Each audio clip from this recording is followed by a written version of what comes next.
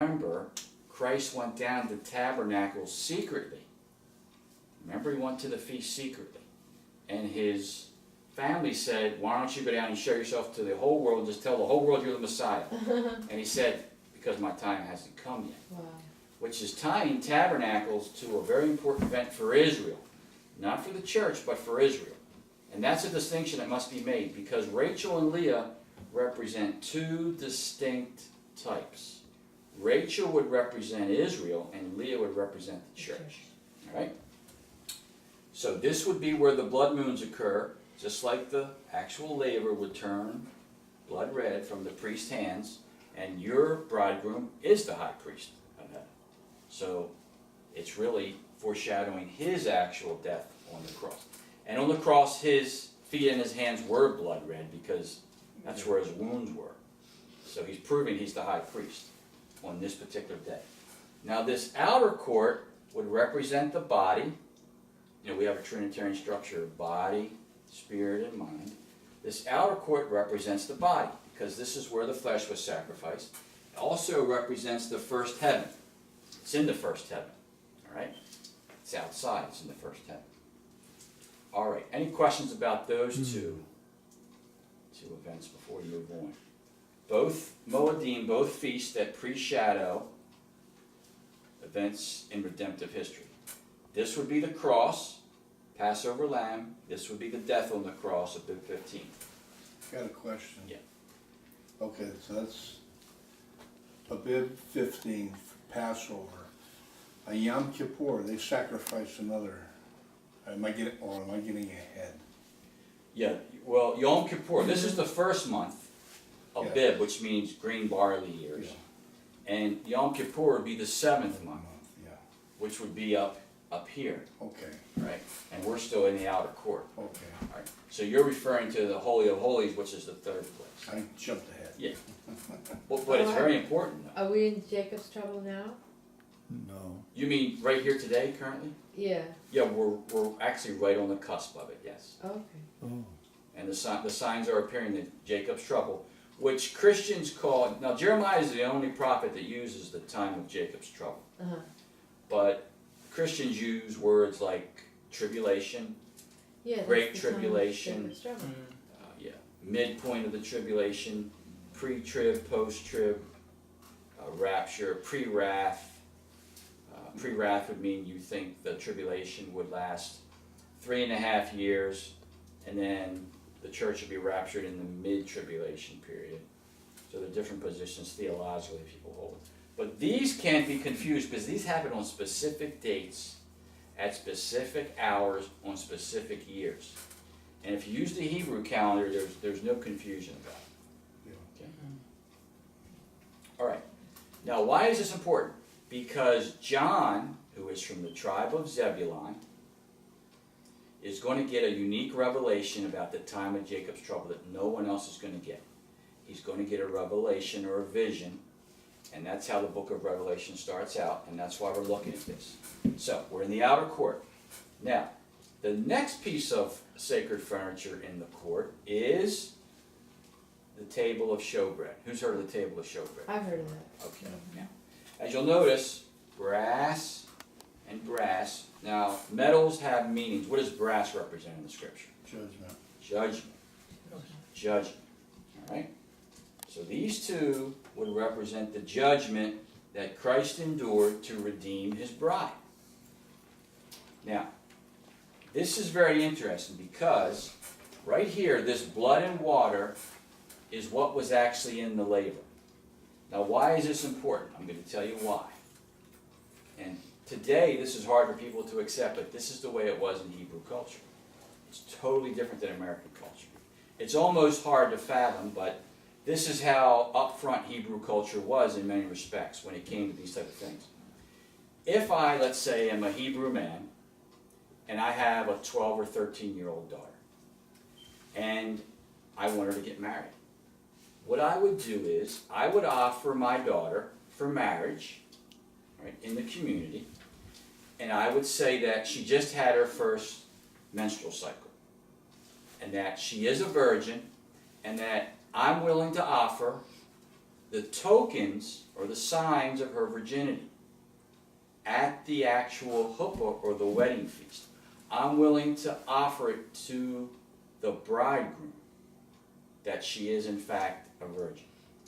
Now, we live, and I'm going to be polite about this, but as Americans, we live in a sexually repressed culture. We just do. Everything is under the rug. Everything is taboo. You don't talk about it. Hebrews, when it came to these things, they did not do it. If your daughter's 13 or 14, it's time to get married. It's not time to think about going to graduate school. It's not time to think about your career. It's not time to think about... It's just the difference in the two cultures. Now, here's why this is important. At the actual marriage ceremony, there would be a person standing there that would be appointed by both sides of the family, the bridegroom and the bride, and that person would actually have to take the tokens of virginity under Levitical law and say, yes, this woman was a virgin. That was what had to happen. If that did not happen, many things could happen to the bride, including she could be stoned to death. Wow. She could be put away. And this is what Joseph was exercising his option with Mary. He said, I'm going to put her away, meaning we would call it, it's not quite the same thing today, but separate from her, not publicly before the Sanhedrin Council, but privately, because if I do it publicly, she's probably going to die. They're going to stone her to death. So he said, I'm not going to do it when she was found with child. So, why is that important? Because John the Apostle actually says in 1 John 5:6 and in John 19 that I saw the blood and the water. I saw the blood and the water. Now, why did John say that about Christ? Because Christ is redeeming the bride who can't present this. So he is presenting the tokens for the bride. Wow. The blood and the water. He said, I saw the blood and the water. And he says, I bear witness to it. Now this is extremely important because John's going to be the one who's writing the book of Revelation. He's going to be a witness to the blood and the water that must be satisfied under Levitical law. If you can't provide blood and water, somebody's going to die. Guess who it's going to be? The bride. Wow. But Jesus says, I'm going to die for my bride out of love because she can't present the tokens of virginity. So I will present them for her. Wow. All right. Any questions about that? Oh, man. That really puts things in perspective. You don't hear that much today. Oh. And this is called, in Hebrew, I've never heard it. this is called the mohar price, which means the bride price. So when you hear that we're bought with a price, this is the price. Wow. Wow. And no one else could pay it. No one else. So he's presenting the tokens of his virginity for the bride. Because we deserve death and hell, but he's given us life and heaven. Okay, any questions about that? And what was the tokens of virginity, tokens of virginity for the 13-year-old or the Blood and water. blood and water? So I know the blood, but what was the water? The blood and the water are the two tokens that would happen the marriage night when it was consummated. That what they would do is they would appoint an actual witness. They have a chuppah would be a wedding chamber. Right. So the bridegroom and the bride would go in, and then this witness was certified under Levitical law to actually present the tokens to the parents. So they could say that the marriage has been consummated. So when they consummate the marriage, the blood and water is what they look for as tokens of the virginity. But I know the blood, but where was the water coming from? What was the water? The blood and water is what's produced. Yeah, it's a scientific fact. I mean, it's In there too. I said it's in there too. Yeah, it's actually in the Levitical law. Yeah, blood and water. Yep, there's no doubt about it. Oh, you mean on Christ on the cross? No, Oh, what are you referring to? the bride price. The token. The token itself. The Like- tokens like- are, Like I know the- when the hymen is actually broken, then that produces blood, but I'm not visualizing the water, that's all. oh yeah, the water is present. Yeah, there's no doubt about it. The water's present. I would say if you need to check it out scientifically, I would Go to like WebMD or something like that. I mean, it's a documented fact. Wow. It's interesting because blood actually contains water.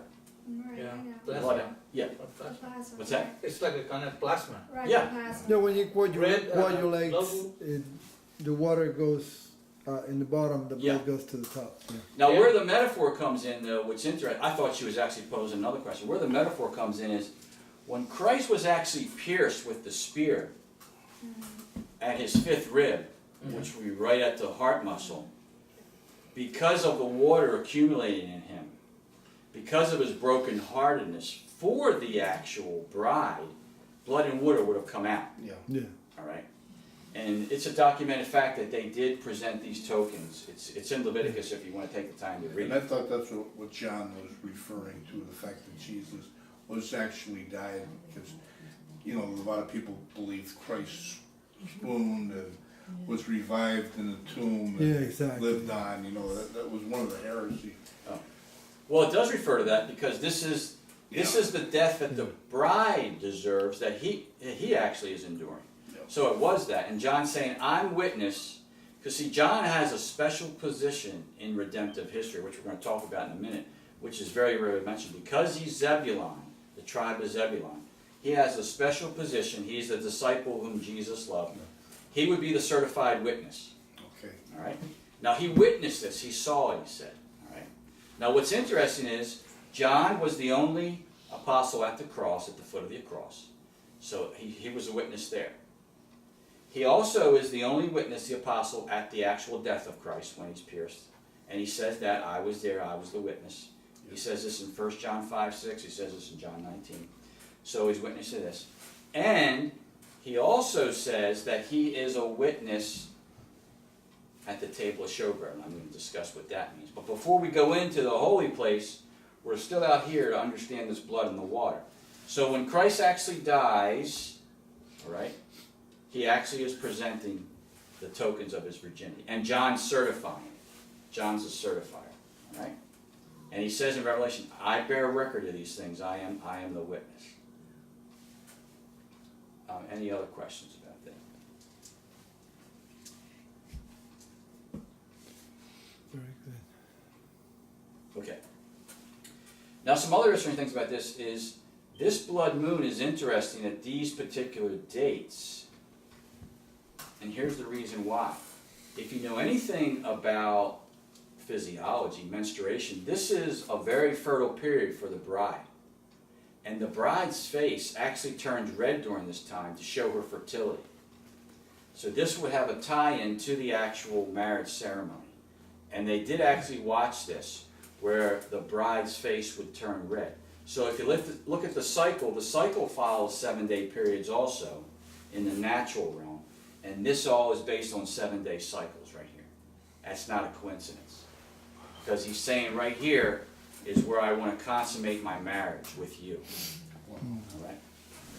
And I'm sure ladies know more about this than most men. Clearly. These aren't just coincidences. Why he's picked a full moon to do this, why a blood moon would refer to this time of fertility when he wants to have intimacy with the bride. All right, any questions about that? Now, John certified this, which is the cross, the Passover. John certified this, which is the death on the cross, the tokens. Now John is going to certify this. Now this is very interesting. This can get very complicated, which is why I drew some pictures. So if you can't see them, I hope I'll be able to explain them. But this particular piece of furniture is made of shittim wood, acacia wood, and it's overlaid with gold, which would represent, the shittim wood, acacia would represent the humanity of Christ. The gold would represent his deity. But you'll notice that on top, there are 12 loaves of bread. And by loaves, it doesn't mean what we look at, square loaves. These are round. And they stack up. A stack of 6 and a stack of 6. Each loaf would represent one of the tribes of Israel. One of the actual tribes. Now this would tie into the time of Jacob's trouble because the 12 children, all right, they're actually born during this time that we call the time of Jacob's trouble. when Leah and Rachel are actually giving birth to the children. Any questions about that? Historically, this would represent resurrection, because this would happen on Abib 17, which would be when Christ actually rose from the dead. The Red Sea also fell on this date, so they came out and came up, resurrection, right? Moses has the staff like a cross over the Red Sea, so he's foreshadowing Christ's resurrection, right? When they come up out of the Red Sea. Now, why this is important is this top loaf here would represent the tribe of Zebulun, because it would be the 6th loaf. Zebulun is John's tribe. And then this loaf on the other side would represent the tribe of Benjamin, which is where Paul comes from. Now, this is not a coincidence, because John the Apostle, in the beginning of the book of Revelation, is standing right here when he has his vision. And he's facing this actual table. Now, how do we know that? Because when the vision takes place in the book of Revelation, John hears a voice behind him, like the voice of a trumpet. And he turns around, he says. And when he turns around, he's facing the menorah. He's facing the menorah as he turns completely around. Here's the trumpet. All right? Now, the reason this is important is John and Paul write about 99% of the New Testament. And those two loaves get the most light or revelation from the menorah for thousands of years in the temple. And these two men are going to be selected to write most of the New Testament. And James is from Zebulun also, by the way. James is the